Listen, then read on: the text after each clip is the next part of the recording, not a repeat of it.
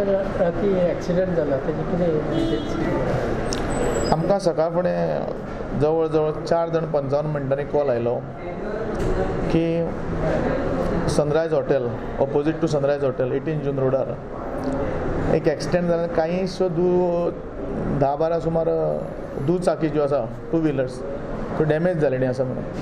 So म्हजो duty head constable त्या जाग्यार गेलो. ताणें घटनास्थळाची पाहणी केली आनी थंगा अशें दिसलें की आमकां एक अर्टिगा कार नंबर GA08V 2628 हाजो जो ड्रायव्हर आसा तरुण गोपीनाथ बेहरा म्हणून तो सांतिनेज रावता.